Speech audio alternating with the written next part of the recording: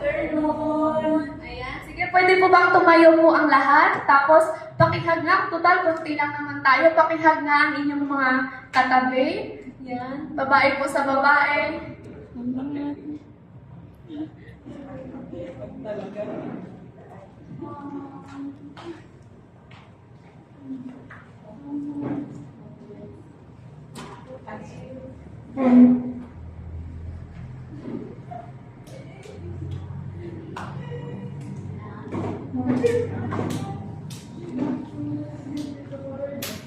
Pwede nang umano siya.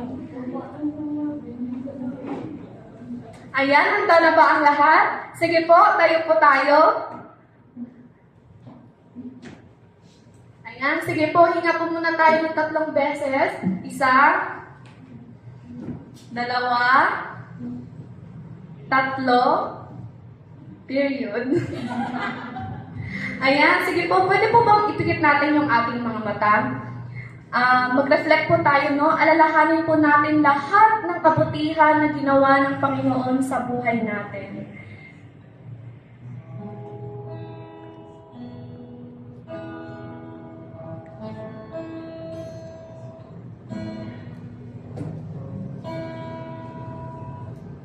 Alalahanin mo na kahit marami kang problemang kinakaharap, patuloy ka pa rin na sinasamahan ng Panginoon, patuloy niya pa rin binubuhos ang kanyang biyaya sa pamilya mo, sa iyo, at sa lahat ng mga taong nakapalibot sa iyo.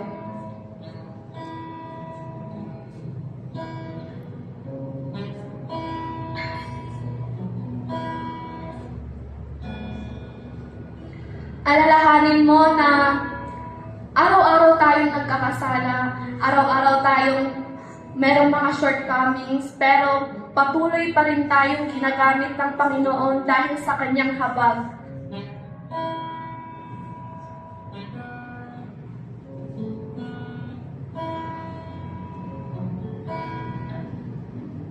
Alalahanin mo na kahit walang-wala ka na, pero at the end of the day, nag-provide pa rin ang Panginoon sa iyo.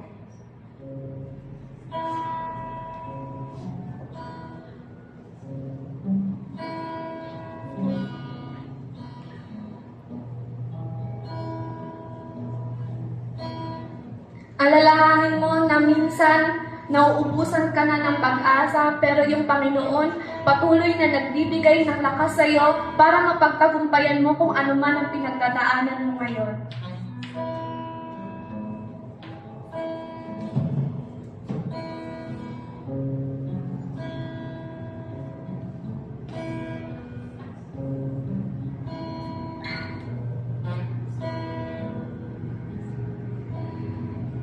Alalahanin mo na ang buhay mo ngayon ay gift sa iyo ng Panginoon. Na kahit anong mangyari, anuman yung pagdadaanan mo, patuloy ka pa rin magpupuri sa Panginoon.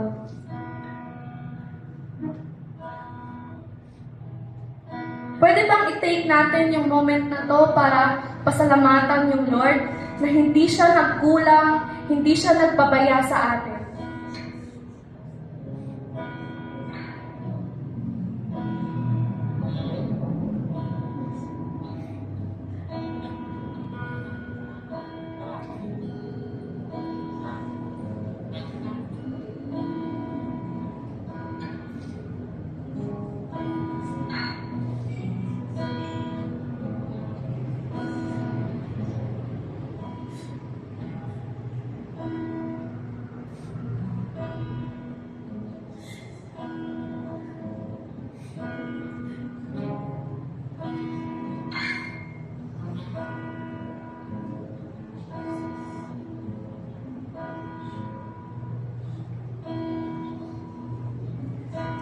Panginoon, maraming salamat sa kabutihan mo, sa katapatan mo, Panginoon, sa buhay namin.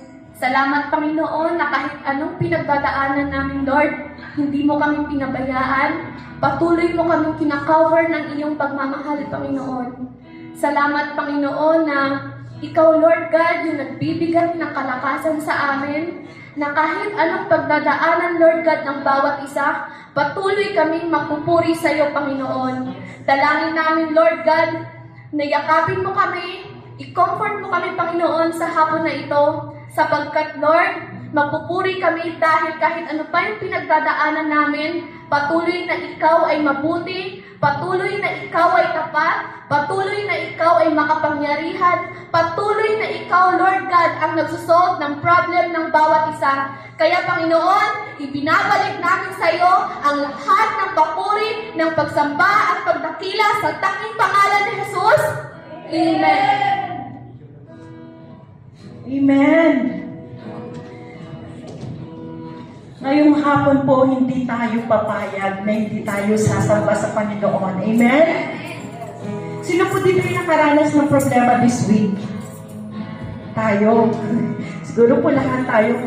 Pero hindi po tayo papayag na ang kaaway ay magtagumpay, na tayo ay pigilan para purihin ang ating Diyos na buhay.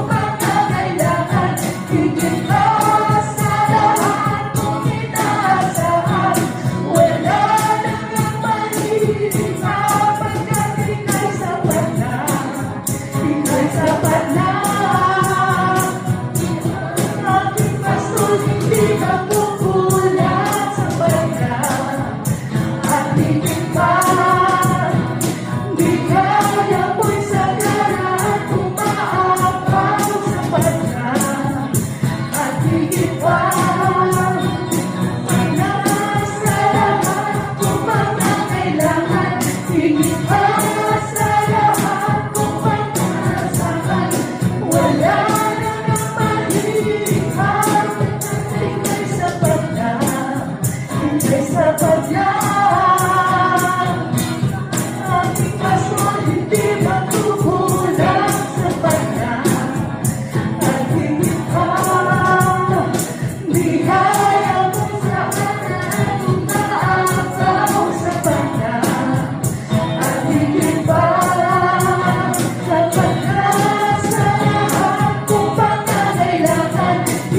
Mas na lahat ko'y nasaan. Walang hanap at mahilig pa, pagkat ika'y sapat na. Ika'y sapat na.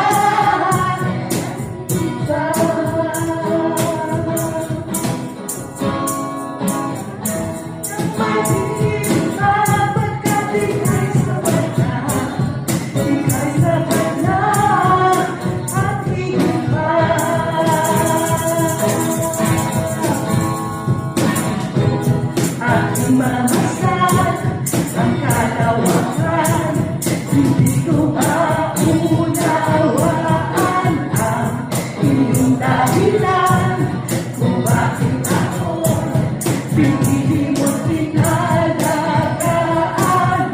Di ko kayang isipin, hindi ko kayang sukatin ang pag-ibig mo, Jesus, na iyong binigay sa akin. Salamat, salamat, O Jesus, sa pag-ibig mo. Walang ibang nagmahal sa akin na katulad mo. Salamat, salamat, O Jesus, sa pag-ibig mo. Ako'y magsasaya sa piling mo. Kung may pagsubok man, kung katipitan, ako ay may lalakihan. Ikaw, Jesus, ang aking sandigan, hindi mo ko papabayaan. Di ko kayang isipin, hindi ko kayang sukatin ang pag-ibig mo, Jesus, na iyong binigay sa akin. Salamat, salamat, O Jesus, sa pag-ibig mo. Walang ibang nagmahal sa akin ng katulad mo. Salamat, salamat, O Jesus, sa pag-ibig mo. Ako'y nagsasaya sa piling mo. Kung aking mamasdan ang kalawakan, hindi ko maunawaan ang iyong dahilan kung bakit ako'y pinili mo tinalagaan.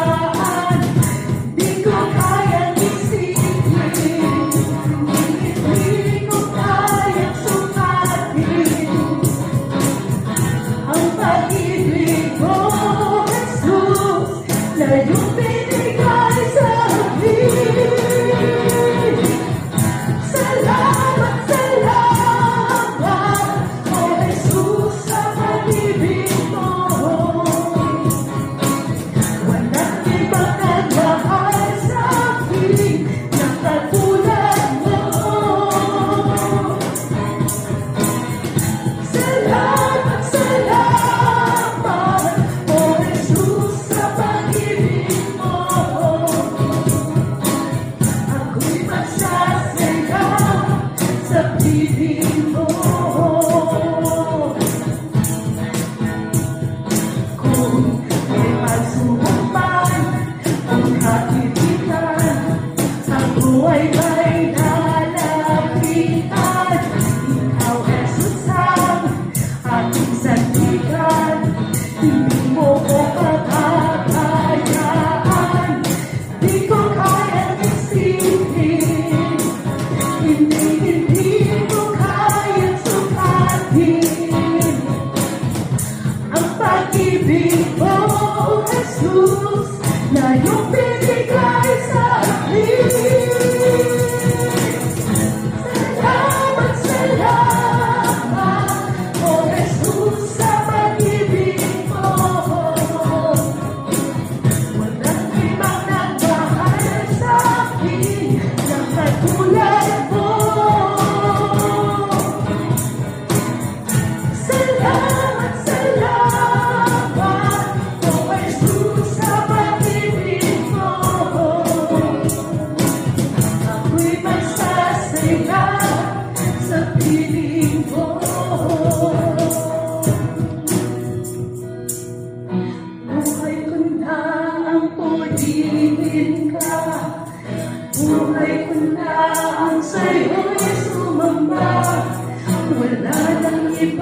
nananagisin pa, hindi masalamatan ka.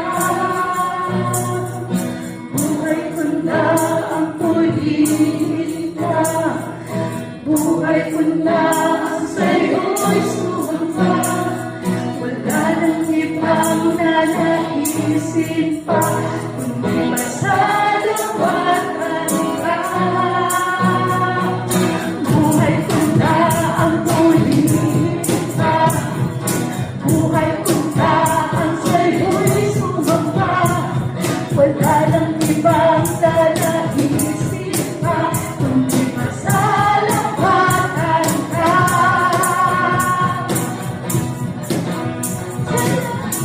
Salamat, salamat, O Jesus, sa pag-ibig mo.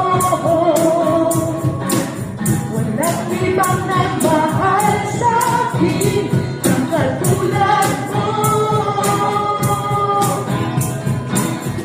Salamat, salamat, O Jesus, sa pag-ibig mo. Ako'y magsasaya sa piling mo. Minsan, papasalamatan natin ang Panginoon. Salamat, salamat, O Jesus, sa pag-ibig mo. Walang ibang nagmahal sa akin ng katulad mo. Salamat, salamat, O Jesus, sa pag-ibig mo.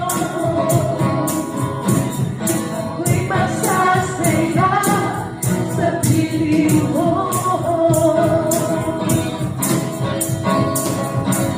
Ako'y magsasaya sa piling mo.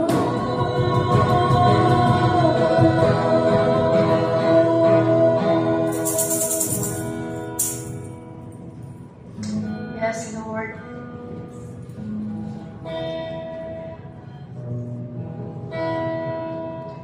Panginoon, napakabuti mo sa bawat isa sa amin, Lord.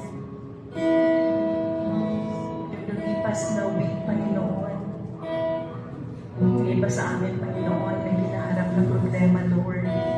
May mga nagawang kasalanan, Panginoon, na nakasakit sa inyo at sa aming kapwa, Panginoon. May mga doubts, may mga fears, Lord.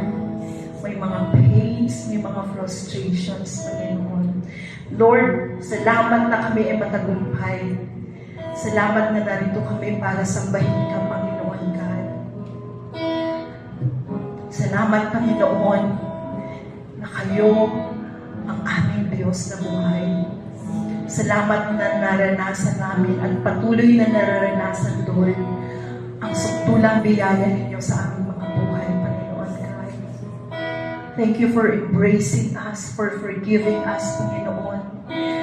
Thank you, Lord, dahil every day, Panginoon, your forgiveness is available, Panginoon.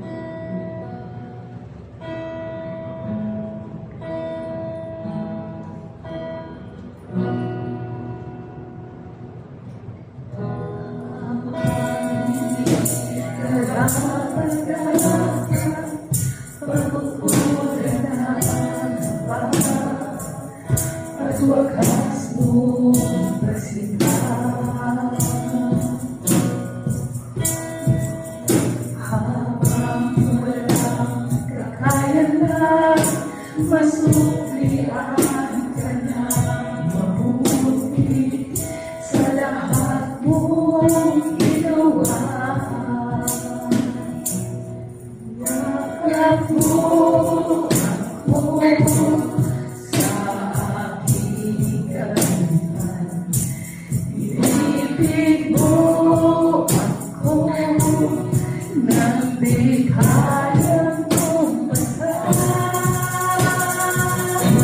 O Diyos ng katarungan at katwiran na kahit minsan di nabahira ng kabanalan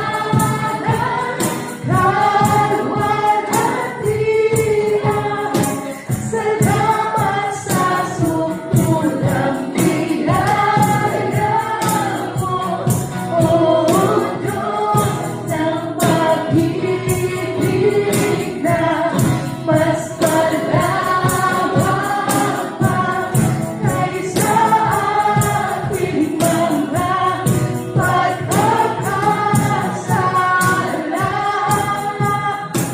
Higit pa sa buhay ko, salamat sa sukulang pinayang mo.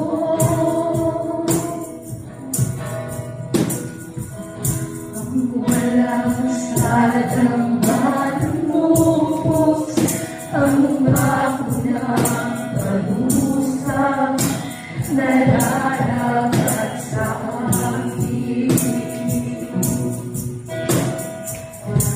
Anong sa tulad ko'y ikaw ang iyong katwiran at ako'y patawarin.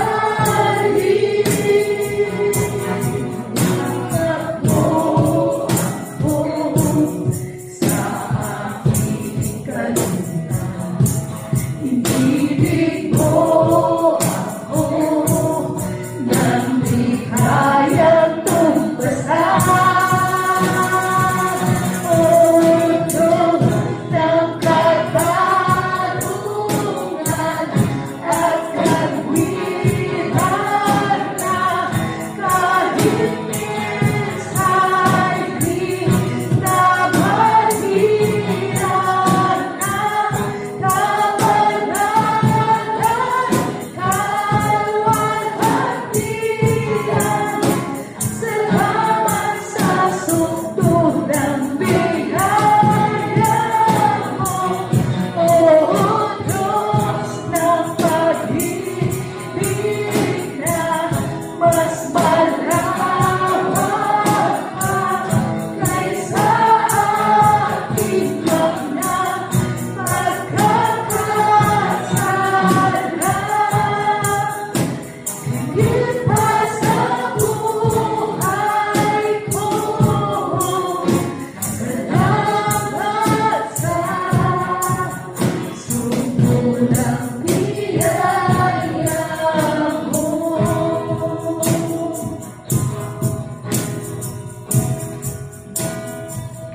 Habang di karapat-dapat, pag-uulan ng hangad at wakas mong magsikat. Habang walang kakayanan, masuklian ka ng mabuti sa lahat mong ginawa. Inakap mo ako sa aking kalingan. Inibig mo ako nang di kayang tumpasan. O Diyos ng katarungan at kagwiran na kahit minsa'y di nabaliran na kabanalan, kalwalhatian. Salamat sa sundot ng biyaya mo, O Diyos ng pag-ibig na mas malawak pa kaysa aking mga pagkakasala. Higit pa sa buhay ko, salamat sa sukulang pinayang mo.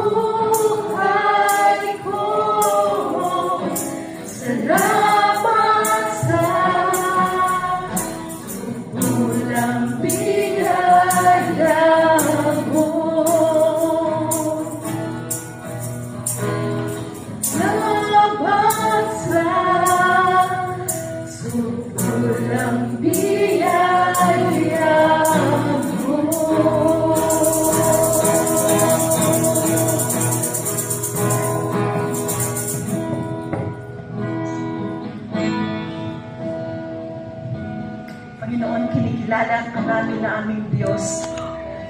Jesus, kayo ang tunay na Diyos. Kayo ang Diyos na dakila mula noon hanggang ngayon, Panginoon.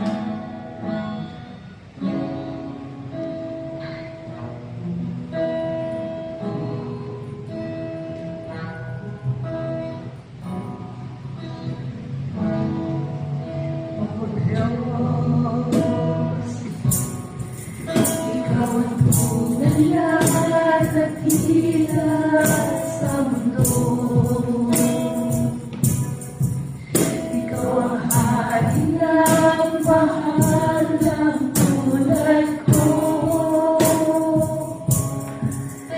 Ginawa mong lahat, pag-ibig ko ay tapat at wakas.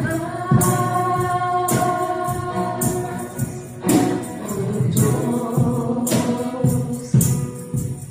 walang kapantay sa karulian mo. Ang ngalan mo'y itataas sa buhay ko. Sundin ang loob mo, ipaibig ang nais mo. Sa lahat ng panahon, Diyos ka sa amin. Sa lahat ng oras, lahat para sa amin. Panginoong Jesus, purihin ka. Dakilain ka sa buhay ko, aming Ama.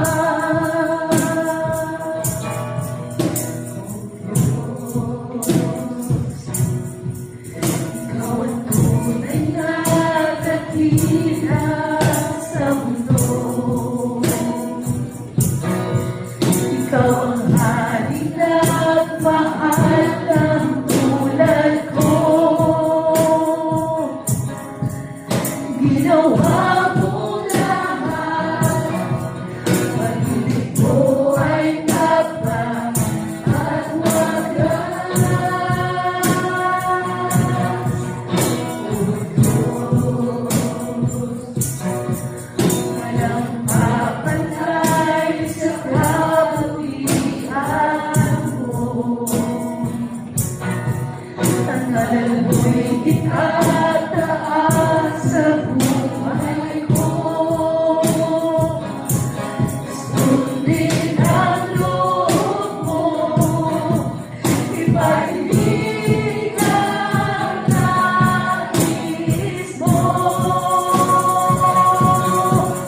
Sa lahat ng panahon, Diyos ka sa amin. Sa lahat ng oras, lahat para sa amin. Panginoong Jesus, purihin ka.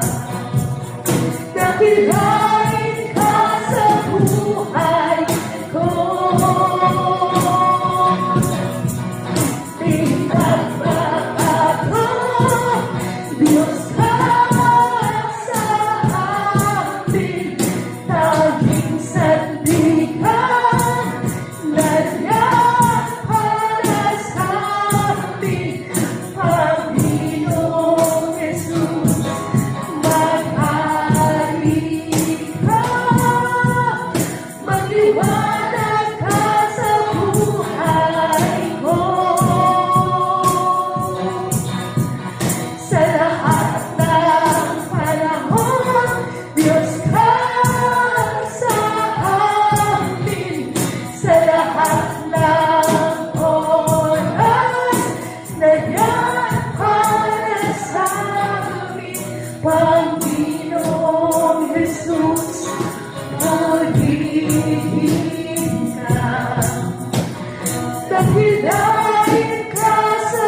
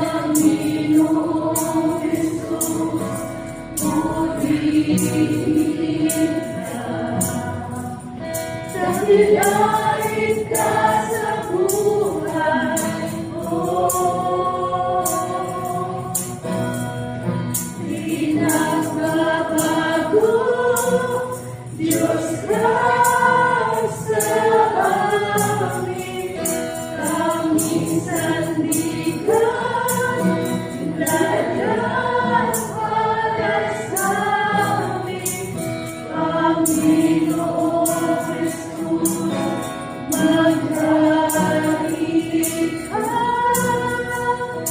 nagliwanag ka sa for the last time, prepare natin sa lahat ng panahon, Diyos na sa atin. Let us lift up our hands. Ng panahon, Diyos ka sa amin, sa lahat ng oras, lahat para sa amin, Panginoong Jesus, purihin ka. Nagsilain ka sa buhay ko.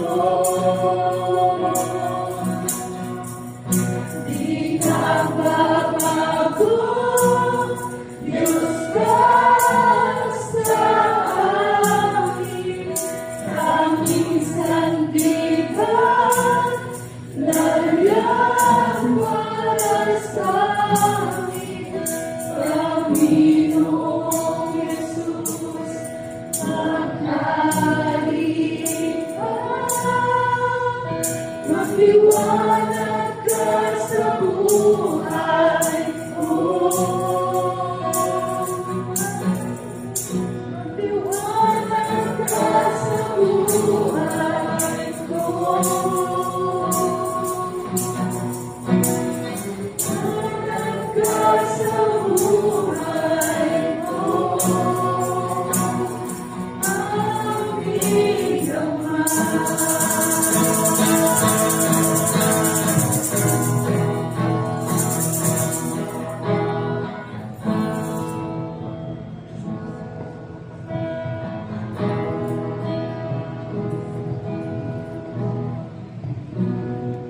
Pwede bang ibuka mo yung bibig mo? Simulan ng pasalamatan na ating Panginoon.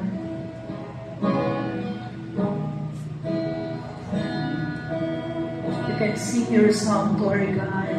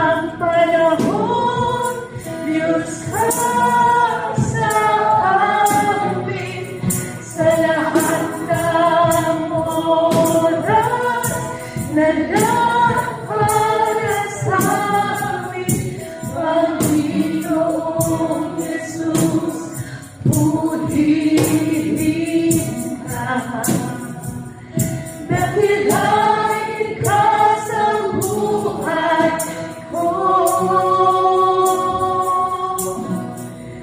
Di siya mabago, Diyos ka sa amin, kaminsan di ka nangyari para sa amin, Panginoong Jesus, maghalik ka, magliwanag ka sa buhay ko.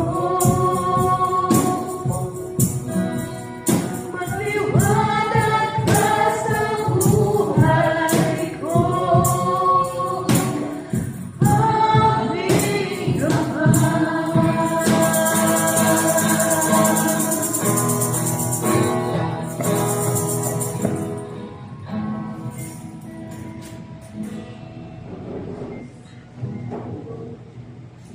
Ayan, kaya naman po, let us declare yung ating 2024 declaration. Today, I declare that God is my portion. Whoever and whatever I am today is a fruit of His unfailing love and faithfulness in my life. I declare that God is restorer of everything that was broken in my past, and He is the molder and author of my future. I declare that God is my defender, the rock of my salvation, the anchor of my hopes, the builder of my life, and the expander of my territory. I declare that I am supernaturally blessed because God designed me to be a blessing to many. I am comforted to be a comfort to others, shown mercy and grace so that I can show the same grace to many. God empowers me to love and embrace people. I declare that God is my treasure, the source of everything that is good in my life, and because I am blessed and because God has been faithful and gracious to me, I can also touch others with the same love God showed me. Amen.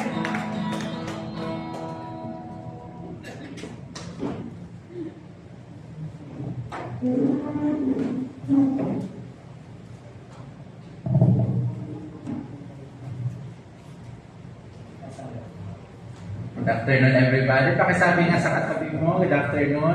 Baka pwede pa tayo magtabi-tabi na lang kasi medyo kakonti po tayo ngayon. At tabi-tabi na lang po tayo. Pakisabi sa katabi mo, huwag ka na kasing mahiya sa akin. Lapit na lang po tayo. So a few announcements lang po bago po tayo magsimula. Again po, salamat po sa lahat ng mga nandito. Ganun lang po talaga. Minsan marami tayo, minsan konti. Huwag ka na po magtaka. Pakisabi sa katabi, huwag ka na magtaka. So huwag na po tayo magtaka. And ito po may announcements lang po ako. By August 4 po, pakisabi nga sa katabi mo, August 4 daw. By August 4 po, may bisita po tayo. Isa po siya pastor, isa po siya very powerful po na man of God. Marami po siyang pwedeng i-impart sa buhay natin. Marami po tayong pwedeng matutunan sa kanya. Kaya po by August 4, huwag po tayong mawawala. And by August 4, mag-invite po tayo ng mga kaibigan, kamag-anak, yung katabi mo, invite mo yung mga relatives po natin. I-invite po natin sila sa August 4. And then by November 28 po, November 28, matagal pa po yun, pero mabilis na po yung oras. Magkakaroon tayo ng ating first ever worship night at communion service. Dito po yung gagawin. Magsisimulan po tayo ng 5 o'clock, pero po yung 5 to 6 natin ay dinner lang po muna natin yon. Kaya po pwede humabol yung mga galing sa schools at galing sa trabaho. And then, pagdating po ng 6 o'clock, we will just worship the Lord. Kakanta po tayo, magkakantahan tayo for the next 1 hour. Magtuturo po ako pagdating ng 7 o'clock. And then, magpapartake tayo ng ating communion. And then, kakanta na naman po ulit tayo. May mga tutulong po sa atin para sa worship night. Kaya po, tinitiyak ko po sa inyo na hindi po ito kagaya ng ginagawa natin every Sunday. So, invited po lahat. Pwede po tayo mag-invite by that time ng mga friends po natin, mga kilala at mga kamag-anak natin. Kahit hindi natin madalas na nakakasama. And then, yung summit po natin, ano po ba itong summit na ito? Yung summit po ay ginagawa po ito bago po isalang yung mga gustong mag-serve by the following year. So, may mga ini-encourage po kami sa inyo na mag-involve, na mag-serve po sa Lord. At yung summit po natin ay limited lang po ito, exclusive lang po ito sa mga may desire na may-involve po sa ministry. Ano po ba yung ministry? Sa lahat po ng mga mag-serve next year, explain ko po sa inyo. Later on pa nag-training po tayo paano po yung ministry. So, most likely po yung mga kasali sa summit at mga magsaserve next year ay yung lahat po na nandito. Kasi sila rin po yung mga in-encourage namin na ma-involve next time. So, yung worship night po natin, open po yun sa buong church, open po yun sa lahat. Pero yung summit po natin, exclusive lang po yun sa mga magsaserve. So, kailan po natin gagawin yun? Isa po sa mga Saturdays ng December. Kasi most likely yun po yung available yung karamihan. Isa po sa mga Saturdays, i-announce na lang po namin kung first Saturday, second Saturday, or third Saturday. May konting registration lang po yun para lang po may pagkain po kayo. So yun lang naman po yung maliit na registration lang po. So yun po yung mga ganap na mangyayari. And then by August sa mga kabataan, meron na rin po tayong Jumpstart. Ang Jumpstart po na ito ay youth fellowship po ito siya. Kagaya nakaraan po, nag-showing kami more than 30 yata or nasa 30 yung nag-attend. So gusto po namin ituloy ito dahil nasimulan na lang din naman. At itutuloy po natin ito, Jumpstart. Every month po, magagather po yung mga kabataan dito. We will prepare mga messages, mga testimonies na makakatulong sa kanilang mga buhay. Kaya kung may katabi kang estudyante, pakisabi, aasahan kita doon. Tayo po ay nagpapatuloy po ng ating topic na uncommon. Ito po ay for the past almost 2 months na natin pinag-uusapan. Ano po itong uncommon? Naniniwala po tayo, noong tayo tinawag po tayo ng Lord, iba na tayo. Hindi na po tayo kagaya ng kapitbahay natin na wala nang ginawa kundi manira, manchismis, makisagap ng balita, makiamoy ng bago. Hindi na po tayo ganon. Iba na po tayo, uncommon na tayo. Hindi na tayo kagaya ng kaklase natin at may exam na mungopya. Iba ka na ngayon, namumodigo ka na, hindi joke lang. Hindi na po tayo kagaya ng dati. Hindi na po tayo kagaya ng dati na mag-deal ng problema. Ano dati pag nag-deal ng problema? Pag may problema, parang katapusan na ng mundo. Ngayon po hindi na, uncommon na po tayo. Tinawag po tayo ng Lord sa isang uncommon life. Ano to uncommon life? Siya ay life of purpose, significance, and impact. Yun po yung calling sa atin. Sabi ng John chapter 10 verse 10, sabi ni Jesus, the thief's purpose is to steal, to kill, and destroy. Ito daw po yung ginagawa ng magnanakaw. Yung magnanakaw po si Jesus ay referring to Satan. Ito yung gusto niyang gawin sa buhay mo, which is alam natin nangyayari. Baka last week lang nangyari. Ano yun? Masaya ka na sana, ninanakaw niya yung kaligayahan mo. Bakit? Kasi ang dami mong problema. Masaya na sana ang pamilya mo, tapos may away na mangyayari, ninanakaw niya kasi yung kaligayahan mo. Ano pa? To kill, anong pinapatay niya? Yung pangarap mo, yung joy mo, yung passion mo for God. And to destroy, gusto niya i-destroy niya yung kinabukasan. Bakit po? Kasi po nung nakilala natin si Lord, even si Satan, even po yung mga evil ones, alam po nila na meron tayong magandang kinabukasan. At ayaw nila mangyari sa atin yun. Kaya sinisira nila yun. Ninanakaw nila, kinikil nila, at dinidestroy. Pero ito ang pangako ng Lord sa atin. Kapag tayo na kay Jesus, yung purpose niya sa atin is to have a rich and satisfying life. At pinaliwanag ko po sa inyo, one time, yung yaman hindi lang pera. Kasi pwedeng mayaman ka, pero hindi ka masaya. Pwedeng maganda yung bahay mo, pero hindi mo maiwan yung bahay mo. Bakit? Kasi takot ka laging manakawan. Pwedeng maganda yung higaan mo, pero hindi ka makatulog. Bakit? Wala kang kapayapaan. Pwedeng masarap yung pagkain mo, kaya lang hindi mo makain kasi may sakit ka. Kaya nga po yung rich and satisfying life, ito po yung life na umaapaw ng buhay, nawawalan ba minsan? Oo naman. Pero at the same time, kaya mong i-enjoy in fullness and in love. Kaya mong mag-enjoy. Bakit? Alam mo kasi may purpose yung buhay mo. Yun po yung uncommon life. Sabi kasi Jeremiah 29 verse 11, si Lord may plano sa atin. Sabi ni God, may plano siya sa atin at alam niya yung plano niya para sa atin. Yung plano niya is for good. Yung plano niya is not for disaster. Yung plano niya is for our future and for our hope. Sabi nga ng Bible, when we pray, makikinig si Lord. At kapag hinanap natin siya with all our heart, matatagpuan natin siya. Kaya lahat ng nakakakilala kay Christ, may seed of greatness sa buhay niya. Estudyante man, nagtatrabaho man sa opisina, nagtatrabaho man sa palengke, nagtatrabaho man kung saan, lawyer ka man, doctor ka man, laborer ka man, teacher ka man, kahit nagda-drive ka ng tricycle o taxi, kahit nagda-grab ka, lahat po lang yun, kapag mayroong relasyon sa Panginoon, pwedeng gamitin ng Lord in order to bless others. Mayroon po tayong seed of greatness. Kasi po, eto po, binigyan tayo ng seed. Ano po yung seed na yun? That is the seed of faith that God has planted in our hearts.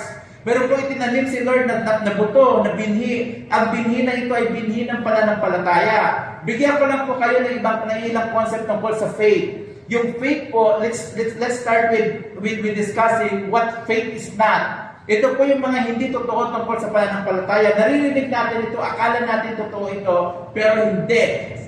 Sabi po nila, yung faith daw, yung trust mo kay God, ay shot in the dark. Hindi po totoo yun. Ano po ba yung shot in the dark? Yung shot in the dark po, ganito po siya. Nagsimula po yung kasabihan na ito, na kapag halimbawa ninanakawan ka, madilim yung bahay mo, tapos may madadampot ka, ihahagis mo, baka sakaling tamaan. So ano po ito? Walang katiyakan.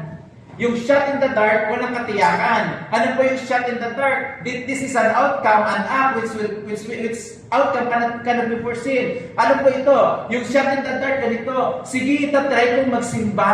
Baka nga pakinggan ako ni Lord. Hindi po ganun yung faith. Sige, sabi natin, sige, antin natin, try natin pag-pray, baka gumaling. Yung faith po hindi ganun. Yung faith po hindi baka sakali. Ano po yung example ng mga baka sakali? Bigyan ko po kayo ng example ng baka sakali. Ito po yung example ng baka sakali. Yung manifesting. Ano po yung manifesting? Mayroon tayo magsabi, I manifest na papasa ako. Let me tell you straight, ngayong araw na ito, yung manifesting ay hindi galing sa Biblia. Actually, manifesting ay ayaw ng Diyos. Bakit po? Yung manifesting, umaasa ka, natutulungan ka ng universe na magtagumpay. Ano ang problema dito? Humihingi ka sa universe na ang Lord ang may likha, samantalang pwede ka namang humingi sa Lord na siya ang may-ari ng universe. Yung problema sa manifesting, we are living out of God. We are living God out of it, out of the situation. We are living God out of the equation, and that is not biblical. Ano pa? Yung trust in God, yung faith natin sa Lord, hindi siya leap of faith. Akala natin, para tayong tumatalon ng pananampalataya, hindi po, mali po. Bakit po? Yung leap of faith kasi ganito. The idea that faith is not based on knowledge or reason. Yun po ang leap of faith. Saan ang galing yung leap of faith na ito? Galing po ito kay Soren Kierkegaard noong mid-1800s. Ang problema si Soren Kierkegaard, siya po isang Christian, siya po isang pastor, siya po isang theologian, kaya lang nagkamali siya pagdating dito. Bakit po yung leap of faith hindi siya biblical? Ano yung problema sa leap of faith? Yung leap of faith, tatalon ka, hindi mo alam kung babagsak ka o hindi. Tingnan natin, bigyan ko po kayo ng foundation, what faith really is. Ito po, ano po nakikita niyo dito sa larawan na ito? Upuan. Tanungin ko po kayo, nung umupo kayo dyan kanina, hindi pa kayo natatakot na pag-upo nyo, babagsak yung upuan? Bakit confident kayo umupo dyan? Tanungin niyo po sa akin bakit? Kasi for many Sundays na umupo kayo sa mga upuan na yan, tested nyo na pag inupuan nyo yan, hindi yan babagsak.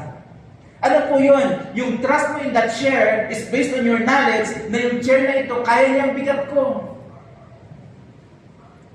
Ilang kilo ka ba tabi? 50? 40? Sa tingin niyo po ba, pag may umupo sa upuan na yan ng 100 kilos, babagsak yan? Hindi pa rin. Bakit tested na natin eh? Ano pa po? Ito po, sino nakasakay na dito?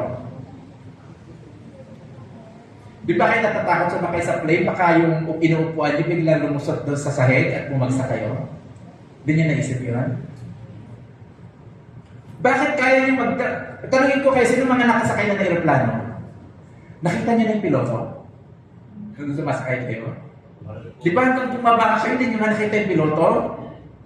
Paano ko yung piloto pala, robot lang, AI lang? Hindi nyo naisip yun? Kilala nyo ba yung piloto? Hindi nyo kilala. Kilala na kapitbahay yung piloto ng aeroplano sinasakyan nyo? Hindi. Pero nagtatrust kayo sa kanya. Bakit? Kasi alam nyo, sa dami-dami ng mga pinalipad niya aeroplano, lahat halos napakaliit ng chance lang na hindi niya napalanding yun. In fact, kaya ka nga nakasakay sa kanya at siya ang piloto dahil wala pa siya aeroplano na ika-crash. Nakasakay na kayo sa barko? Di ba mabigat yan? Ano ang katiyakan niyo pag sumakay kayo dyan, hindi yan lulubog sa bigat? Nakasakay na kayo sa bus? Nagbayad pa kayo ng pamasahe, di ba? Ano ang assurance ninyo na makakarating kayo sa pupuntahan niyo pag sumakay kayo sa bus? Kasi for many years and for many months and for many days na yung bus na yun bumabiyahe dun sa labas ninyo, lahat ng sumakay nakakarating sa pinupuntahan. What are we talking about here? Yung pinag-uusapan natin for many years. Yung iba sa inyo nasa 40s na, nasa 50s na. For many of those years, God has been faithful to you. Kaya eto, pwede kang magtiwala kay God. Wala pong lips of faith in Christian walk. Bakit po? Sa Christian walk po, eto po siya. Hindi mo ilalagay yung pananampalataya mo kay Christ unless may tiwala ka sa Kanya. Saan nagbubunga yung tiwala natin sa Panginoon? Dito po siya nanggagaling sa unchanging and perfect nature of God. Bakit kaya natin magtiwala kay Lord? Kasi si Lord mabait. Kasi si Lord mabuti. Kasi si Lord mapagkakatiwalaan. Kasi si Lord loving. Saan natin nalaman yun? Sinabi ng Bible yun, hindi lang doon. Naranasan natin. Kaya ito po siya. Ito yung leap of faith. Tingnan yung leap of faith. Pag tumalon pa yan, sigurado makakarating ko sa kabilang side. Pwede, pwede hindi. That's the leap of faith. Baka sakali. Yung true faith, yung totoong pananampalataya, eto. Yan, totoong pananampalataya. Bakit totoong pananampalataya yan? Kasi pag inihagi siya ng tatay niya, he can be sure 100% that his father will catch him. Ano po yun? Bakit natin magtiwala sa Panginoon? Hindi ka ilalaglag ni Lord. Amen. Hindi ka bibitawan ni Lord. Hindi ka itatapon ng Lord, tapos iiwan ka sa ere. Mga kapatid, wala sa may edad ang tulang na kay Jesus ang tulang.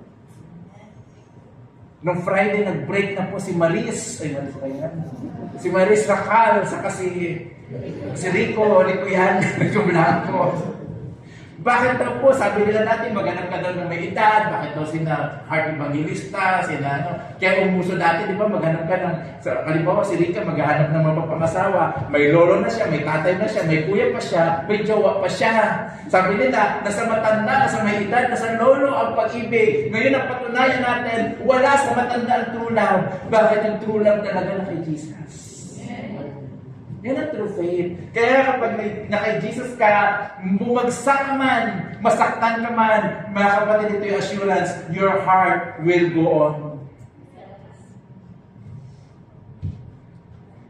Nakakalam niya, matatanda na talaga kayo. Your heart will go on.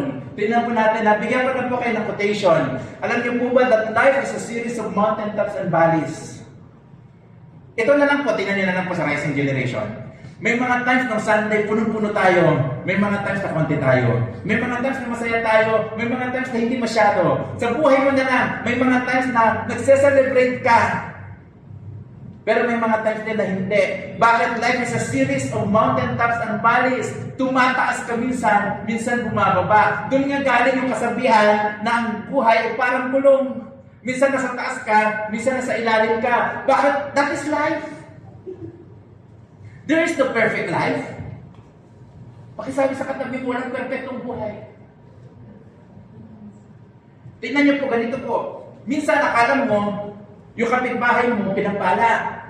Kaya sabi mo, buti pa sila ganito. Pero in fact, may malalaman mo, masusurprise ka, yung mga kapitbahay mo pala, binahangaan ka rin. Buti pa yung kapitbahay namin, mababait yung mga anak. Tapos ikaw sabi, buti pa yung kapitbahay namin, maraming pera. Pero hindi po eh. Bakit? There is no perfect life. Ito siya, we do not know which one will experience tomorrow. Halimbawa ngayon nasa taas ka, hindi mo alam kung bukas nasa taas ka pa rin ba. Ngayon nasa ilalim ka, hindi mo alam kung bukas nasa ilalim ka pa rin. Kaya nga pag-usapan natin yung buhay ng isang character sa Bible, sabi natin this the entire month of August, pag-uusapan natin yung mga taong nabuhay na uncommon life. Bakit sila nabuhay ng uncommon life? Dahil walang problema? Hindi, ang dami nga eh. Nabuhay sila ng uncommon life because there is something in them Because mayroong X factor sa buhay nila at walang iba kundi yung grace at pag-ibig ng Lord sa buhay nila. Pag-usapan natin si King David, pero bago po natin puntahan yung buhay ni King David, bigyan ko lang po kayo ng another quotation. Ito po, the public sees the glory, but they don't see the sacrifices that go into achieving greatness. Parang ganito, halimbawa may hinahangaan ka, buti pa siya, naabot niya yung ganito. Hindi mo alam kung anong pinagdaanan niya bago siya makarating doon. Bawa humahanga ka, grabe ang ganda ng boses niya. Pag kumakanta siya, parang lumulutang. Hindi mo alam yung hours of practice, yung hours of training, yung hours ng exercise na ng breathing, ng ganito, ng ganon. Hindi mo alam yon. Bakit yung nakikita lang natin yung galing?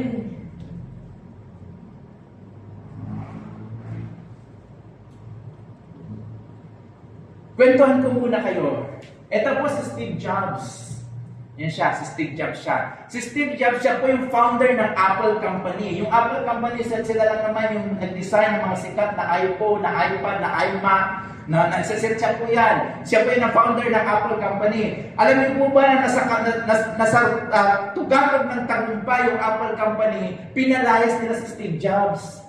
Siya yung founder, and then yung board of meeting, bilhin ko kayo na parang picture nyo ha. Parang ganito, halimbawa yung Rising Gen, sabi nila, tanggalin natin si Kuya Alan, palitan natin, huwag na siya yung pastor. Ganun po ang nangyari kay Steve Jobs. So yun po yung nangyari kay Steve Jobs, tinanggal po siya, nung siya po ay wala na po stock sa Apple, nung time na siya inalis sa Apple, doon niya po naitayo yung isang kumpanya, ang pangalan ay Next Computer. Yung Next Computer, yung nag-provide sa atin ng mga power computer na naging precursor po siya ng mga computers na ginagamit natin ngayon.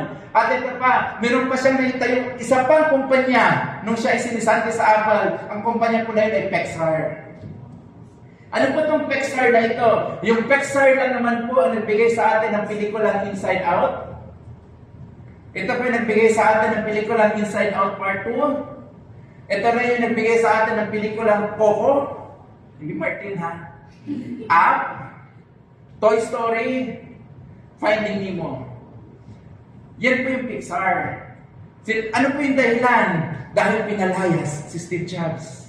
Tingnan niyo po anong nangyari kay Steve Jobs. Si Steve Jobs, yung buhay niya, hindi nakadepende sa power at position na pinanghawakan niya. Ano sinasabi natin dito? Ganito lang mga kapatid.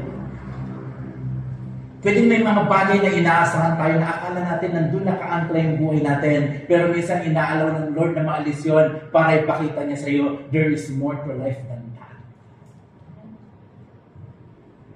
Sa mga nagbe-break, Gian, minsan akala mo, I cannot live without her. I cannot live without him. Sabihin siguro ni Rika, he is my word. Sabihin ko na sa iyo, Rika, he is not your word. Di ba sa mga umibig, nasaktan, kaya sabi ninyo, paano kung mabubuhay nang wala siya? Yung pala, mas mabubuhay ka na pag wala siya. Diba sinasabi nila ngayon, ano daw yung nangyayari? Di ba yung si Catherine Bernardo daw, si ganito, bakit gano'n? Ano nangyayari? Ito, nakagawa tuloy sila ng isang praise. Ano yung praise na yun? Glow up after breakup.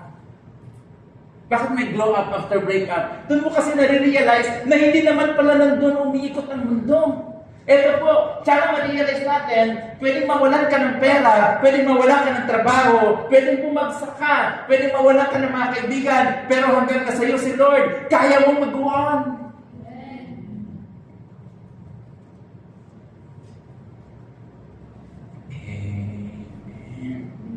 Minsan kasi akala natin yung mga nagko-close na door, yung mga nagko-close na season ng buhay natin, akala natin yung mga may nawawalang tao sa buhay natin o yung mga nawawalang bagay, wala na rin tayong buhay. Meron pa, marami pa.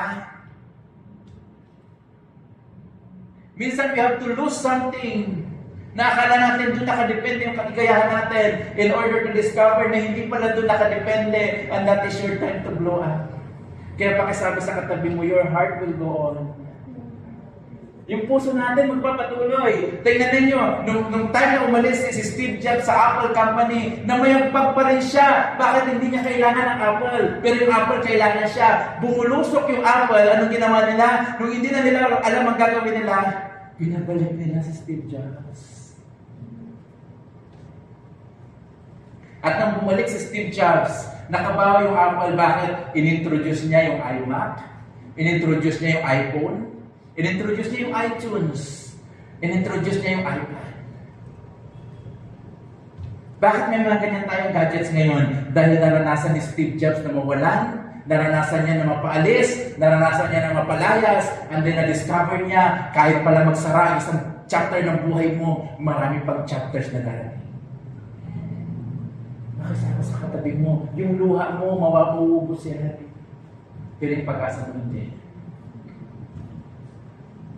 Let me give you another quotation. You are not stuck because you encountered setbacks. Hindi po tayo hindi mag-proceed dahil nagka-setback tayo. Alam niyo po, you are stuck because you choose to stay back and refuse to move forward. Hindi po yung setback yung nag-stuck sa atin, kundi yung decision natin na because of this setback, I will just set back. Puntahan po natin yung kwento natin today sa 1 Samuel chapter 26 verses 6 to 11.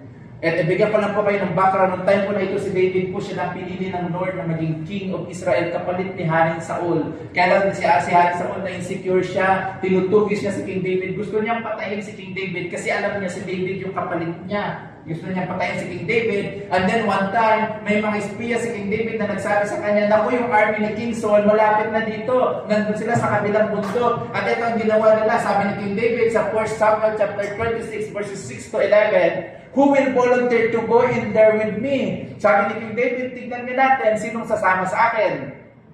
At ito po, sabi niya, I'll go with you, sabi ni Abishai. So David and Abishai went right into Saul's camp and found him anong ginagawa ni Saul habang tinutugis yung kaaway niya natutulog. With the spear stuck on the ground beside his head, Abner and the soldiers were lying asleep around him. Pero kung babasahin po natin yung buong passage na ito, makikita po natin, talagang binigyan sila ng Lord ng mahimbing na tulog. Bakit? Kasi gusto niya na makapasok doon safely si King David. And then, sabi ni Abishai, sabi niya, bumulong siya, sabi niya, King David, God has surely handed your enemy over to you this time. Nag-whisper si Abishai, niya, let me pin him to the ground with one thrust of the spear. I won't need to strike twice. Mismo niya. Kung kayo, anong gagawin niyo? Yung kaaway niyo. Nasa kamay niyo na. Nasa kapangyarihan niyo na. Tingnan niyo po, sabi ni David, no, don't kill him. For who can remain innocent after attacking the Lord's anointed one? Surely the Lord will strike Saul down someday, or he will die of old age, or in a battle. The Lord forbid that I should kill the one who has anointed, he has anointed, but take his spear and the jug of water beside his head, and then let get out of here. Justifiable ba yung sinasuggest ni Abishai? Sa common thinking, probably yes. Justifiable? Yes. Kuya Alan, binash niya ako. Hindi niya alam. Binabas niya ako. Ang dami kong alam na bakit sa kanya. I-Facebook ko rin siya. Justifiable ba? Sa common thinking, yes. But we are called to live an uncommon life. Ang tapang-tapang ng picture namin, Kuya Alan. Pati assignment na hindi na dapat pinapa-assignment, ginagawa pa. Kaya para makapasa, mangungodigo ako. Justifiable ba? Sa isip siguro na marami, oo. Pero justifiable ba in the eyes of God? Remember, we are called by God to think uncommonly. Kaya ano sinabi ni David? Hindi. Bakit? Bakit mo siya papatayin? Kaya-kaya naman ng Lord, nakunin siya. Mga kapatid, ganito po, pwede minsan may problema tayo sa pera. Alam niyo po, bakit mo kailangan mangutang sa Bumbayo sa 5-6? Bakit kailangan mo mabaon sa utang? Bakit kailangan mo ibenta yung kidney mo? Hindi ba kaya ni Lord mag-provide?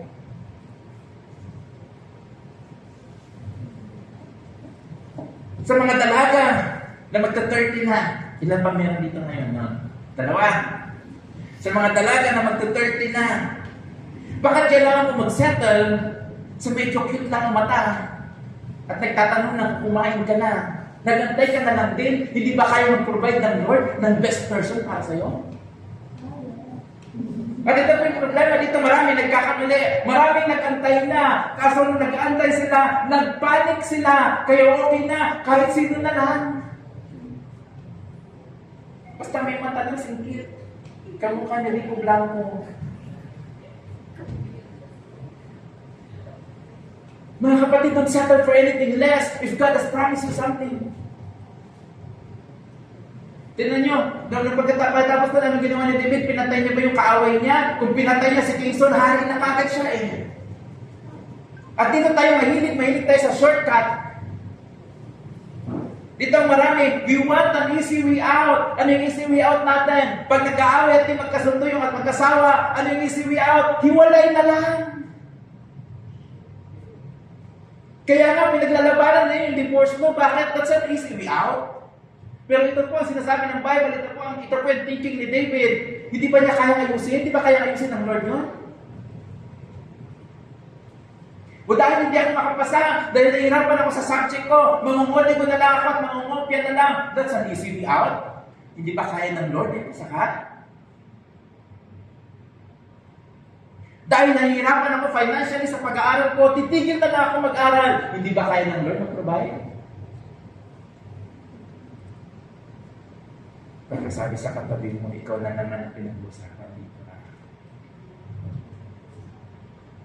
Alam niyo yung ginawa ni King David, kinuha niya yung spear, and then malayo na siya, tinont niya yung general ni King Saul, pati si Saul, sabi niya, hindi niyo alam, nakapasok na kami dyan, tapos ito ang nangyari, pagkatapos hindi ko kayo pinatay, ito ang nangyari. Tignan niyo po, sabi ni Saul, Saul confessed, I have sinned, come back home my son, and I will no longer try to harm you, for you valued my life today. I have been a fool and a very, very wrong. Sabi niya, patawarin niyo na ako, King David, umuwi ka na.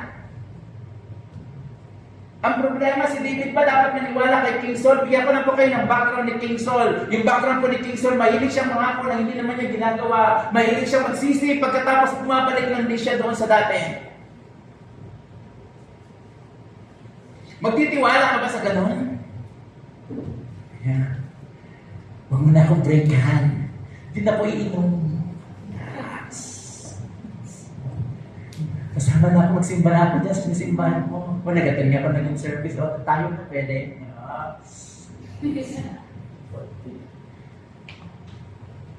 Minjamos. Bukagi. So anong problema? Maniniwala ba si David sa ganon? Mga pangako na lagi napapako?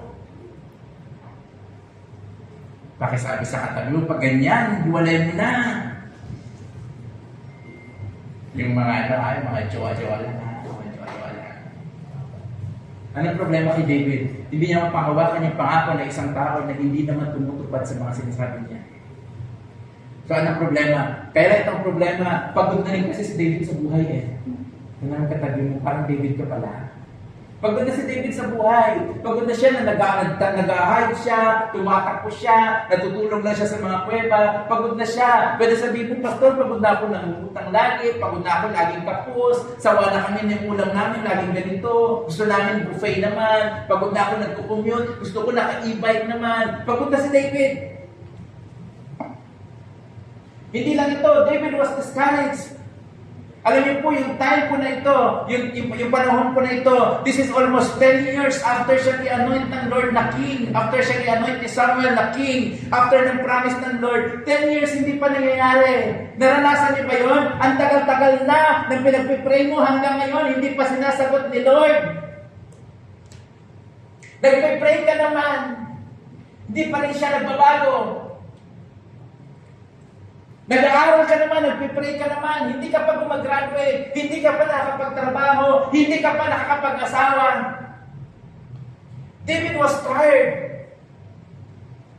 And what is the Bible telling us? Ito lang naman po yesterday's triumph are not guarantee that we will have boldness today. Pwede yung mga naranasan natin dati, pwede yung mga miracles na na-experience natin dati, hindi siya maging assurance para kayanin mo yung battles of today. Kaya nga ito ang calling ng Lord sa atin. We have to rely on His daily grace.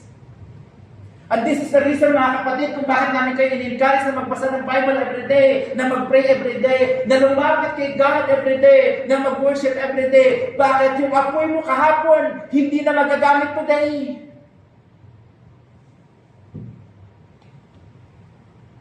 Pwedeng kahapon tumatalon ka, nag-attend ka ng revival, pero ngayon pwedeng discourage ka. Kaya nga ito ang kailangan natin, hindi revival, kundi daily renewal. Sana araw-araw na-encounter natin si Lord. Sana araw-araw nakakapag-recharge tayo with God.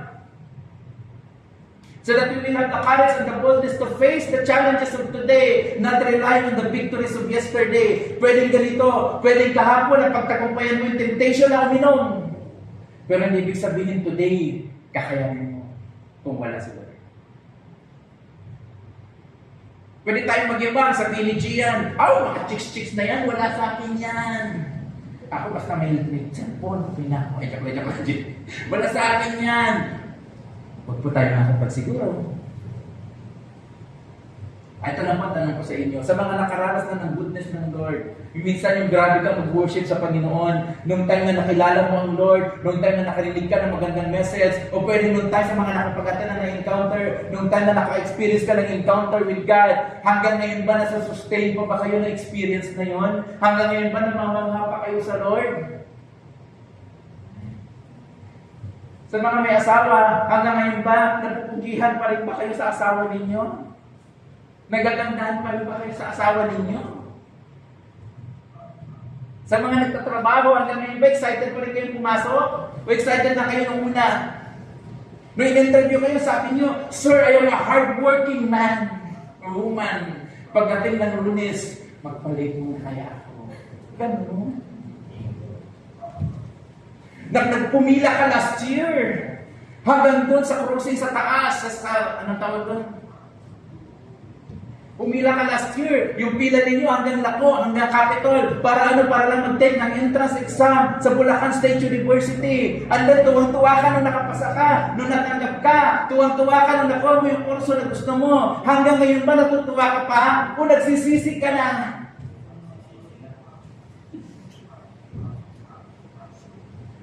Kaya nga tingnan ninyo anong nangyari kay David. Sabi ng 1 Samuel chapter 27 verse 1, David kept thinking to himself, someday Saul is going to get me.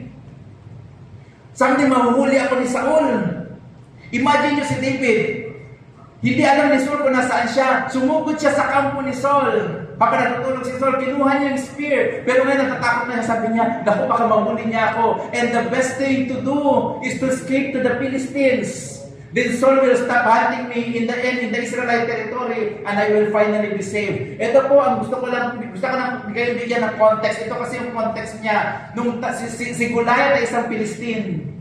Nung time na walang gustong lumaban kay Goliath, ang sabi ni King David, nung bata-bata pa siya, sabi niya, bakit pinapayagan yung gawin niya yan? Lalaban ako, kung walang lalaban, ako ang lalaban. Ngayon tingnan ninyo ang attitude ni David, doon na lang ako sasali sa kanila.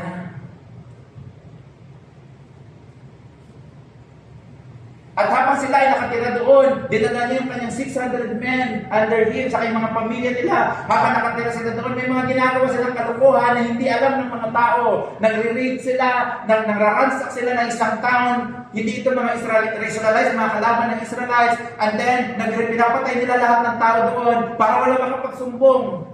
Ito yung context na susunod na verse. Sabi ni Akish, si Akish yung king, na kung saan sila nagpatulong. Where did you make your raid today? Akish would ask, and David would reply, against the south of Judah, the Jeremites and the Kenites. No one was left alive to come to Gath until where he had really been. This happened again and again while he is living along with the Philistines. And then ito pa, may time pa na nagkaroon ng giyera sa pagitan ng Israel, kung saan si David ay inappoint ng Lord na maging king, at doon sa kanyang tinakasan, sa kanyang sinilungan na bansa na kalaban ng Israel.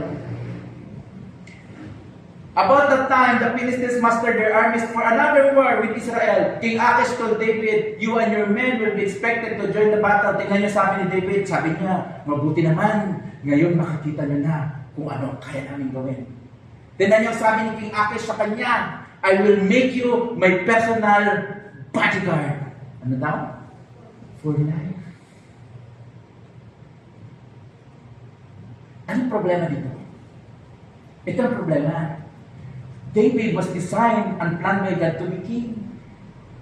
To be king of the people of God. Tingnan niyo po yung demotion na nangyari sa buhay niya. Bodyguard. Bakit natin pinag-uusapan ito? Kuya Alan, anong halaga niya sa amin? Ito, Baka kasi dumating yung time na pagod ka ng magtiwala kay Lord. Baka dumating yung time na mapagod ka ng mag-pray. Mapagod ka na kasi simba ka worship. Isipin mo wala namang nangyayari. Anong ginawa mo? Bumalik ka sa dati mong buhay. Wala naman pala. Papakabait naman pala ako. Wala pala nakaka-appreciate.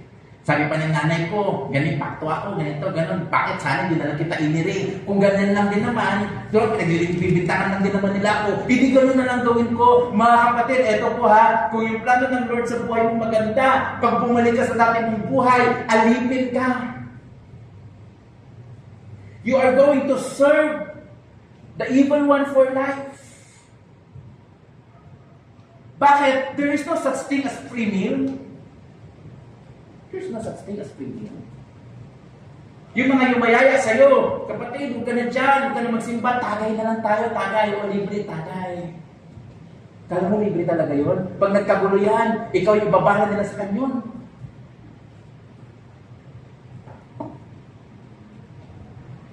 Tunayan ko pa kayo, bigyan ko pa kayo ng sample that there's no such thing as free meal. Pag bumalik kayo sa buhay na makikipagchismisan kayo doon sa mga kapitbahay ninyo, asahan ninyo, darating yung time, kayo na ang magiging topic ng chismisan. There's no such thing as free will. Bakit po? Kasi our actions will have consequences. All our actions will have consequences. Parang ganito pa sinasabi ng Bible, ito pa sinasabi ni King Achish, if you are going to live with us, you are going to fight with us.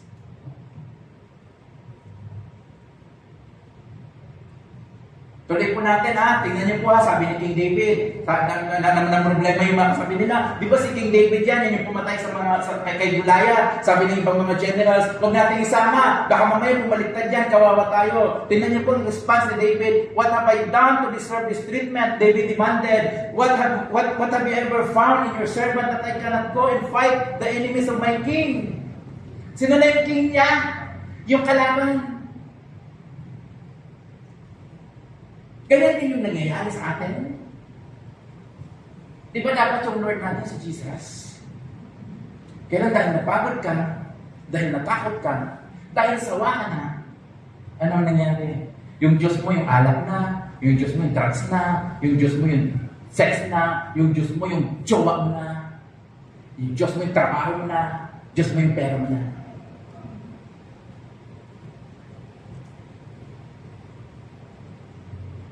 Tingnan natin kung gaano katindi yung fall ni King David. Tingnan niyo po si King David, the man who had slain Goliath the Philistine. Nagpo-volunteer ngayon to go to war with the Philistines laban sa Israel. Tapi hindi matanggap, hindi masigmura ni King David na na si Goliath, yung Pilistino na si Goliath, hinahamak-hamak yung mga Israelita. Ngayon si King David, kasama na ng mga kakalayan ni King Goliath para para patayin yung mga Israelita.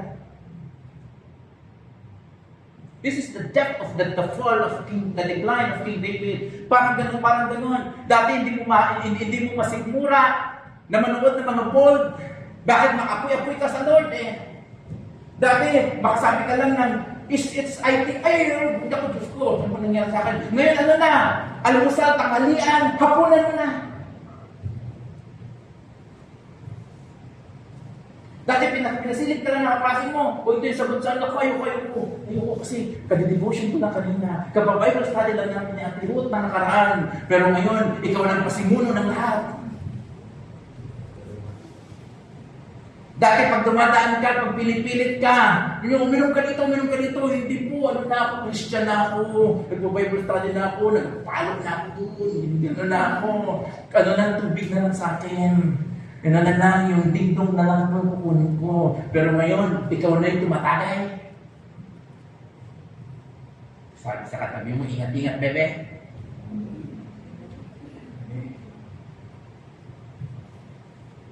So ano nangyari? Umuwi rin talaga sila. Punta na po tayo sa main topic talaga natin. Introduction lang naman yung kanina. Sa 1 Samuel chapter 30 verses 1 to 4, after giving you the context, nung umuwi po sila, binigyan kasi sila ng isang town ni King Achish ng mga Philistines. Pinatira sila doon sa isang town. 3 days later, nakarating sila doon. And when David and his men arrived home at their town of Ziklag, they found that the Amalekites had made a raid into the Nijib and Ziklag. They had crushed Ziklag and burned it to the ground. They had carried off the women and children and everyone else, but without killing anyone. When David and his men saw the ruins and realized what had happened to their families, tingnan niyo po nangyari. They wept until they could weep no more. Kwento po natin ha, si David po, bumalik sila. Gigirahin sa nila yung Israel, yung bayan niya. Bumalik sila, pagbalik po nila, sunog na ang bahay nila. Wala na yung mga anak nila, wala na yung mga asawa nila, wala na silang ginabutan. Remember, ito po mga mighty men ito. Pumapatay po ng mga giants. Tignan niyo po, sabi ng Bible, they wept until they could weep no more. Sino dito yung umiyak na sa kakaiyak mo wala ng luha lumalabas? Paano 3 days ka lang umiiyak? Tapos after mo umiyak ng 3 days, na-realize mo, ang pangit naman pa eh. Talaga na. Nang iniiyakan mo. Naiyak ka na ba sa sobrang frustration mo, sa sobrang pinghati mo, sa sobrang ginagpis mo, na sabi mo, wala nang lumalabas na luha.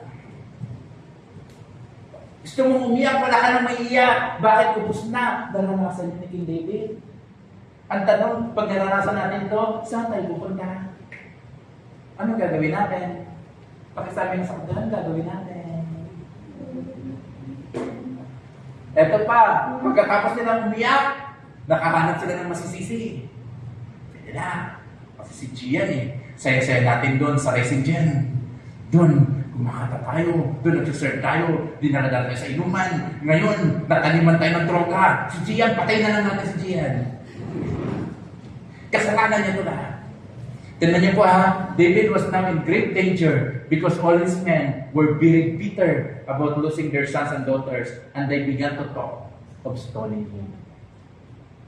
Yung mga inaasahan niya, gusto na siyang patalin. Mga kapatid, depressed ka na nga. Problemado ka na nga. Wala ka pang friends. Awit ba? Ano nangyari kay David? Tingnan natin kung ano yung situation ni David at this time. Kasi baka ito rin yung situation natin most of the time. Si David po ay king, kaya lang wala siyang trono. Si David po ay husband, kaya lang wala na siyang asawa. Si David po ay leader, kaya lang wala na siyang followers. Si David po ay believer siya of God, kaya lang wala na siyang testimony. Wala siyang witness. Wala nang naniniwala sa kanya.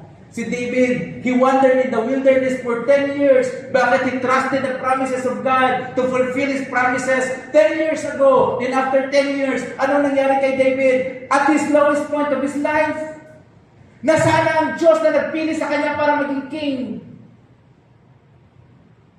Akala ko pa, sabi ng Lord, I have chosen David, a man after my own heart.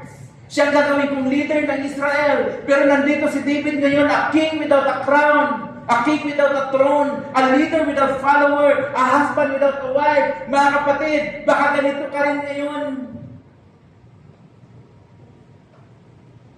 Nag-pray ka naman? Nagtiwala ka naman kay Lord? Nag-tithes pa nga ko, Lord Nag-offering pa?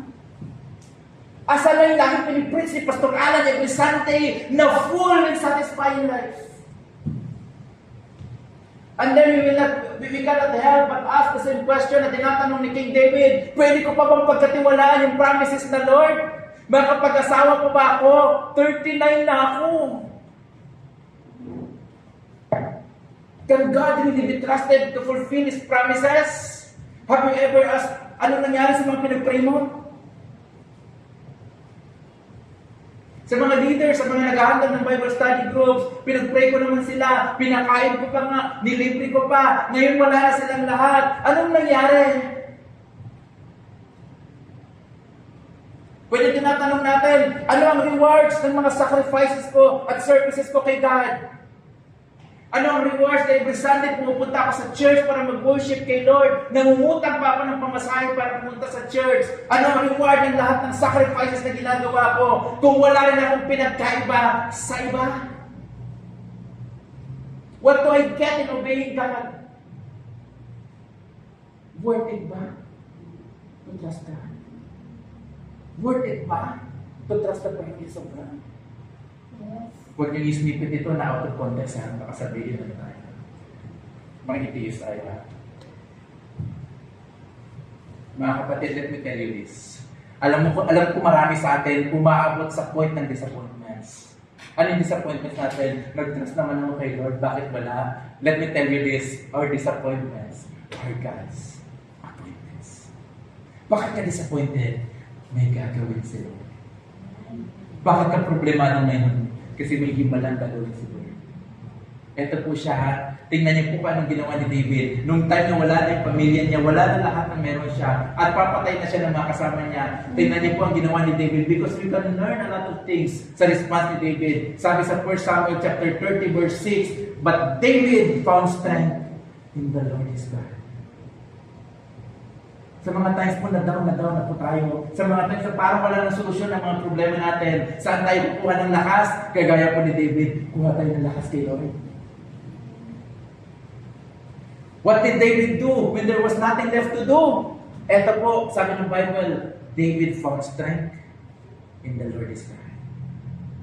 Nandun po ang sagot. Na kay Lord ang sagot.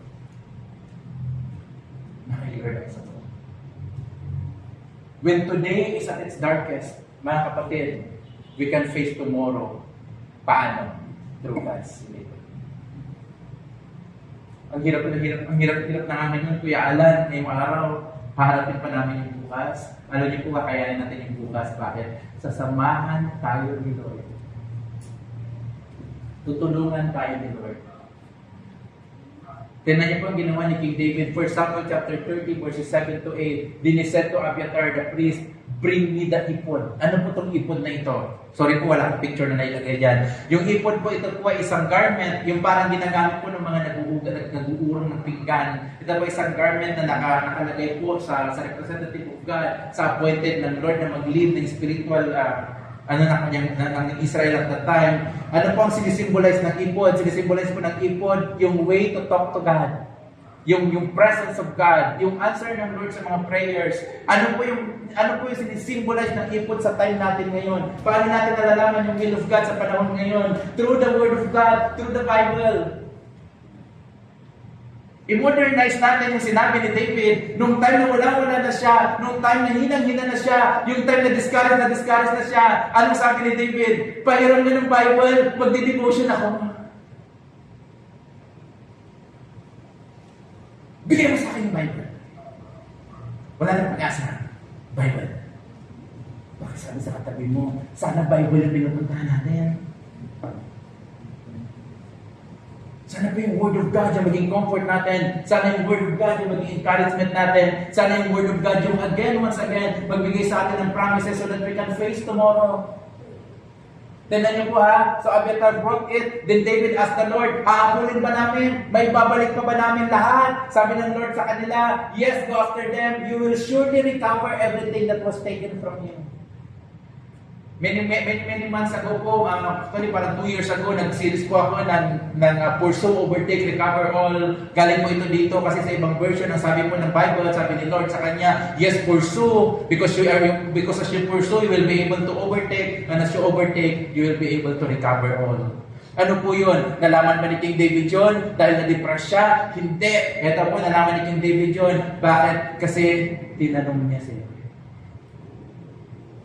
Mga kapatid, there must be a time in our lives that we have to decide na sa kabila ng lahat ng frustrations na ito, magtitiwala pa rin ba tayo sa Lord o hindi na?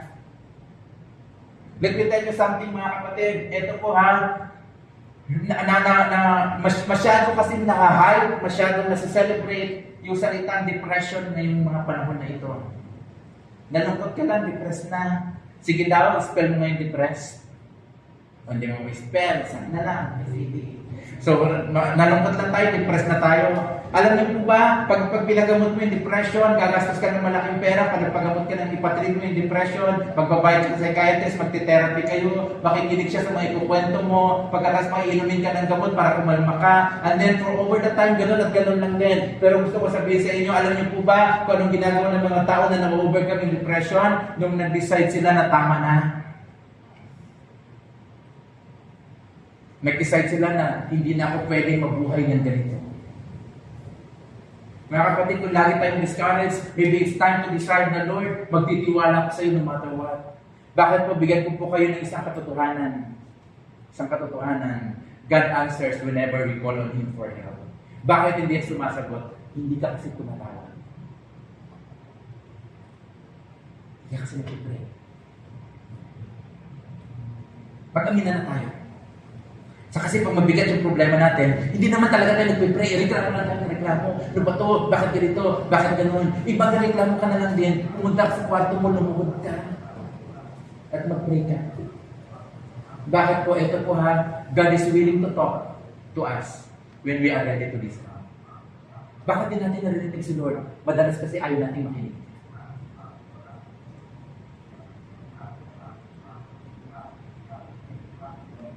Paano kung sabihin niya sabihin ng Lord sa'yo, pray ka muna. Ready ka naman makinig. Pray ka muna ang taga-Pasig o taga-Rizal. Willing ka bang makinig? Huwag mo na i-chat. Willing ka bang makinig?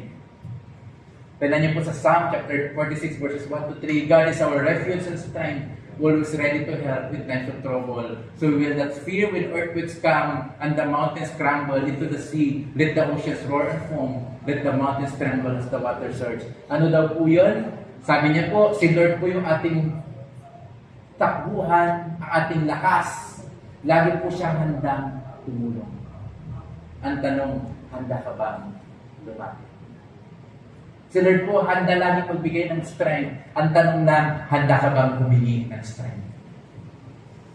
Bakit po? Kasi baka hindi tayo humingi. Let me tell you this. When we have nothing left but God, we can discover that God is enough. Di po natin kailangan ng maraming bagay. Di po natin kailangan ng maraming comfort. Minsan po yung solusyon lang talaga sa problema natin, si Lord lang. Bakit sabi nga sa katabi mo, si Lord lang talaga yan. Sabi po ng isang author sa kanyang sinulat na finding the heart to go on. Kaya kung your heart will go on, yung topic natin ngayon. Kaya po sabi ni Lynn Anderson sa Finding the Heart to Go On, God does not judge us so much by what we achieve as by whom we adore. Kahit sa mga nag-serve po sa Lord, hindi naman po inaantay ng Lord na grabe kang pumirit dito sa harap. Hindi naman inaantay ng Lord na lahat kaya mong tugtugin, nagigitara ka na, nag-keyboard ka na, o hindi pa. Ito po yung hinihingi lang naman ng Lord, siyang maging laman ng puso mo. Sa hirap mo ginawa, si Lord pa rin. To dream good dreams may be sometimes even more important than to accomplish them. Kaya po mangarap tayo. Mangarap pa tayo ulit. Magtiwala tayo ulit sa Lord. Desire po natin ulit mga bagay na gusto ng Lord sa buhay natin. I-desire po natin yung mga bagay na gusto ng Lord na mangyari sa buhay natin. Bakit? Yung umasa ka kay Lord, hindi mo man natupad yung mga bagay na inasahan mo. Pero ang importante, nagtiwala. Ito po mga kapatid, there is something we can do when we do not know what to do. May pwede tayong gawin pag hindi natin alam anong gagawin natin. Kasi ito po siya, God can strengthen today those whose hearts are too weak to face tomorrow. Siguro po dito yung hinang-hina na, pagod na, parang wala na akong lakas bukas. Gusto gumapang na alam ko, papunta dito sa church, good. Gusto pinilit ko na alam, papunta dito sa church. Gusto na kita isumpa, pastor, good. Bakit? Kasi yung mga pusong ganyan, yung mga pusong mahihina, yan yung pinapalakas ng Diyos. Amen. Yung mga pusong pagod, yan yung binibigyan ng Lord na kapahingahan. Yung mga pusong hinang-hina na, yan yung binibigyan ng Lord ng pag-asa. Kaya pakisabi sa katabi mo, mag-excited ka, may bukas pa. May bukas pa.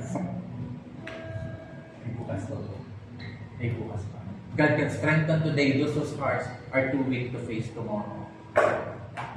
Sabi po ulit ng isang writer, sabi niya, suppose we have several powerful desires. Tapos, halimbawa, marami kang gusto. Ngayon natin, March, ano ba mga gusto mong mangyari? Bigyan mo ko ng 5. Para sa DepEd. Sumweldo, syempre. Makabili ng e-bike. Magka-jowa. Ano pa? Mapa-Jollibee yung mga pinakakuha, mapa-Jollibee. Ano nyo ha, makapasok sa DepEd, sumweldo, makabili ng e-bike, magka-jowa, mapa-Jollibee yung mga gusto mapa-Jollibee. Halimbawa, naka-Jollibee si Marks. Okay na ba siya? Hindi. Halimbawa, ano siya, nakautang siya ng e-bike. Okay na ba? Hindi, kasi babayaran niya yun eh. Pero ito, tatingin niyo sa 5, ano yung deepest desire niya? Makapasok sa DepEd. Pag nakapasok siya sa DepEd, susweldo siya. May pambili siya ng e-bike. May panglibre siya ng Jollibee. At may makikita siyang teacher na pogi, magkakajowa siya. Ito pa sinasabi ng quotation eh. Minsan dami nating pangarap, pero may strongest talaga dun eh. At yung strongest na yun, pag na-meet, okay na kayo wala ba? Susunod na lang yun. Mga kapatid, hindi kaya tayo madaling ma-discourage kapag may problema sa school kasi yung school yung sentro ng buhay natin. Baka lang. Hindi kaya pag may problema sa pamilya, pag may away sa pamilya, tumitigil yung mundo kasi yun talaga yung most powerful desire natin. Hindi naman talaga si Lord. Baka lang. Hindi kaya kapag wala kang pera, apektado lahat. Hindi ka na magsisimba, hindi ka na papasok sa school, hindi ka na mag-review, hindi ka na mangarap. Hindi kaya dahil yun yung strongest desire natin. Tignan niyo po ha, ano daw po yung strongest desire natin kahit mawala yung iba, pera ba? Pag palagay natin si March hindi magka-boyfriend, pero nakapasok siya sa DepEd, okay na kaya? Maraming hindi pa, pero isipin ni March, okay lang kasi nakapagturo na ako. Anin ko yung joke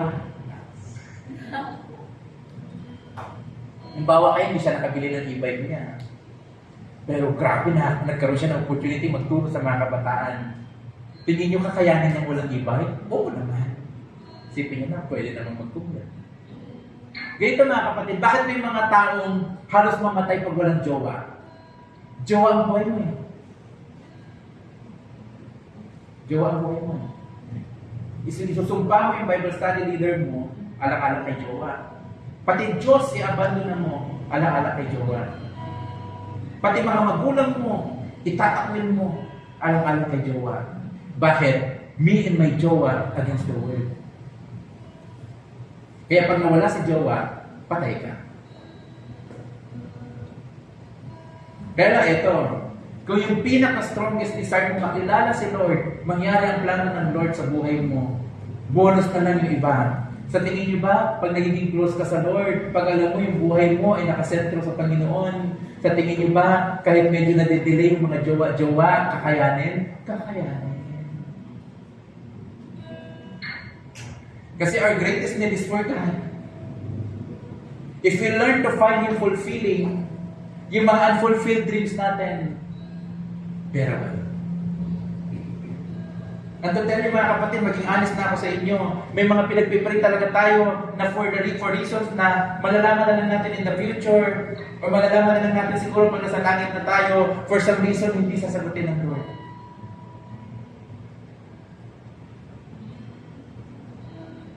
May mga iaas tayo sa Panginoon na hindi sasagutin ng Lord. Baka si Tabing gusto niya magka-mansyon. Tapos hindi sinagot ng Lord. For some reason, hindi sinagot ng Lord. Pero alam niyo po yung mga unfulfilled dreams, kapag natagpuan natin si Lord at masaya tayo kay Lord, kakayanin natin. Pakisabi niya sa katabi mo, yung mga luha mo, kaya yan, basta nandiyan si Lord. Kaya nga ito ha, anong ginagawa natin? In-strengthen natin yung relationship natin with God para ano man yung mangyari sa buhay natin, kaya natin tumayo. Bakit? Kasi naka-Lord tayo. Pwede may mga tayo, may mga gusto ka sana. Kaya lang hindi nangyari, okay lang. Dito naman si Lord eh. Yung pa sinasabi. Sabi nga sa katabi mo, sana enough si Lord sa'yo. Kasi pag enough si Lord sa atin, we will be able to live an uncommon life. Amen. Bakit sabi nga sa katabi mo, laban. Kaya sabi sa katabi mo, ano pa, mangarap pa, mag-pray pa, asa pa kay Lord. Kasi kay Lord, hindi tayo iiwan at hindi siya magkukulang.